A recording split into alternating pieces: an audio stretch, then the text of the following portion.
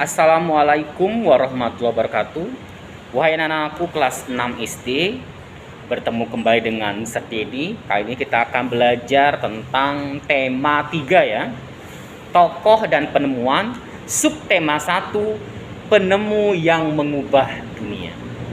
Sebelum kita belajar, ada baiknya kita berdoa terlebih dahulu agar pembelajaran kita hari ini menjadi berkah. Berdoa dimulai. Berdoa selesai.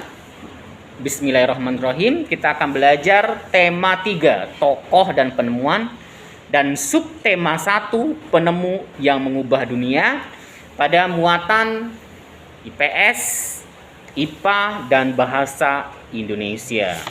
Ya. Kita lihat di sini di halaman 1 di buku Anda, ya di buku kalian, di subtema 1, pembelajaran 1 itu ada penemu yang mengubah dunia. Listrik pengubah wajah dunia. Listrik telah membawa banyak perubahan dalam kehidupan masyarakat di dunia. Michael Faraday adalah tokoh penemu arus listrik ya. Faraday lahir pada tahun 1791 di Newington, Inggris ya. Ia berasal dari keluarga miskin dan hanya sebentar merasakan pendidikan di sekolah.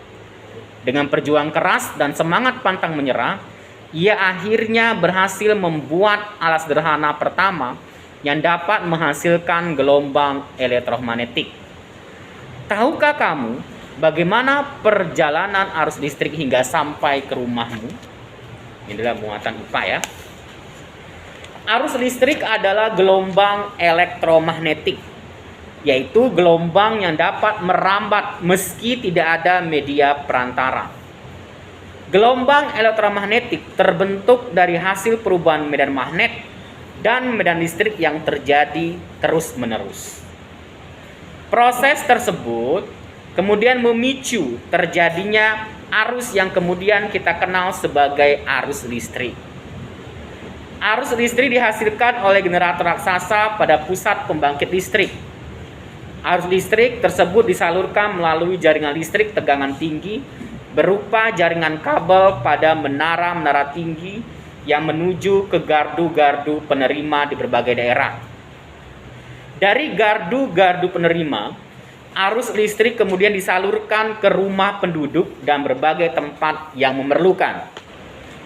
Arus listrik yang diterima di rumah kemudian disalurkan melalui rangkaian kabel listrik di dalam rumah.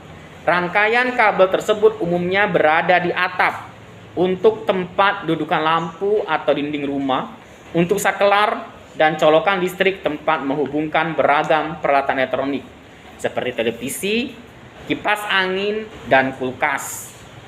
Rangkaian listrik di dalam rumah dapat berupa rangkaian seri atau rangkaian paralel.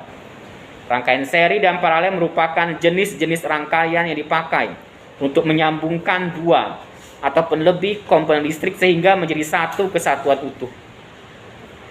Bila dilihat dari cara penyusunannya, rangkaian seri disusun dengan cara bersambung atau sejajar dan rangkaian paralel disusun berderet.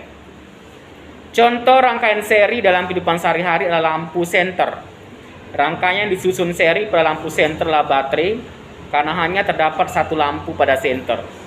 Hal tersebut yang menyebabkan lampu senter menyala sangat terang, namun baterainya cepat habis. Rangkaian seri dan paralel juga bisa ditemui pada lampu-lampu di rumah. Betapa penting peranan listrik bagi kehidupan manusia. Tanpa listrik tentunya kita akan mendapatkan banyak kesulitan dalam mengerjakan aktivitas sehari-hari. Namun demikian, kita juga harus tetap bijaksana menggunakan listrik dalam kehidupan sehari-hari. Nah, di sini ada muatan bahasa Indonesia ya. Teks tersebut terdiri atas 5 paragraf. Jawab pertanyaan berikut berdasarkan paragraf teks tersebut. Itu paragraf 1, apa topik masalah yang akan disampaikan oleh penulis? Paragraf 2, apa yang kamu ketahui tentang arus listrik? Itu dijawab. B, bagaimana proses perjalanan arus listrik dari pusat pembangkit hingga sampai di rumah penduduk? Jelaskan berurutan. Paragraf 3, apa yang terjadi dengan arus listrik saat tiba di rumah warga? Jelaskan cara berurutan.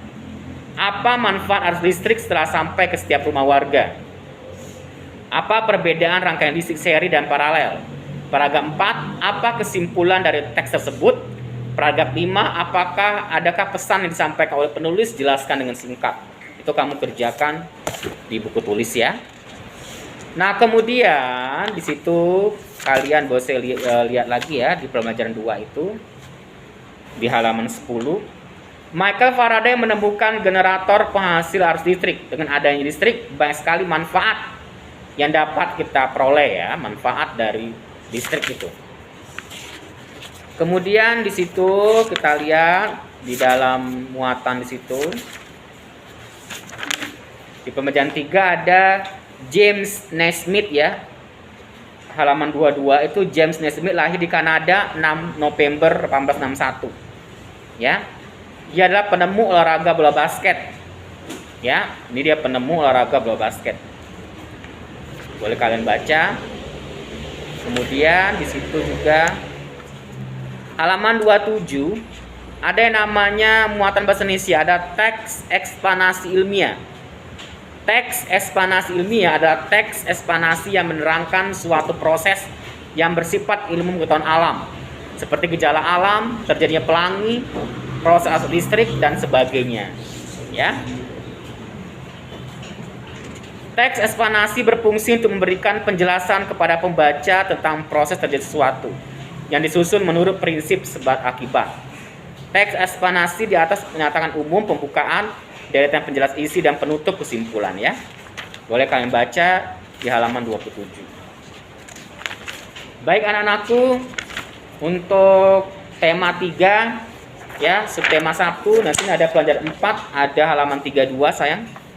Thomas Alva Edison, sang penemu bola lampu pijar. Nanti kalian baca di halaman 32 ya. Thomas Alva Edison. Ya. Kemudian kalian ya di pembelajaran 5 itu ada tentang bacalah teks ya di halaman 44. Terang yang membawa kemudahan, boleh kalian baca itu. Ya. Itu boleh kalian baca dengan baik. Ya, itu untuk subtema 1. Oke, tugasnya tadi itu saja. Semoga bisa bermanfaat. Jaga kesehatan.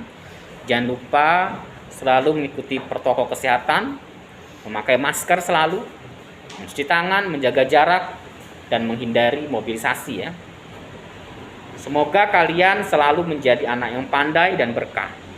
Jika kalian tidak mampu menjadi pensil untuk melukiskan kebaikan orang lain, maka jadilah seperti penghapus yang bisa menghapus luka dan derita orang lain. Nothing is impossible in the world. Do the best, be the best, and for the best. Tidak ada yang tidak mungkin di muka bumi. Lakukan yang terbaik, menjadi yang terbaik, dan untuk yang terbaik. Terima kasih. Wassalamualaikum warahmatullahi wabarakatuh.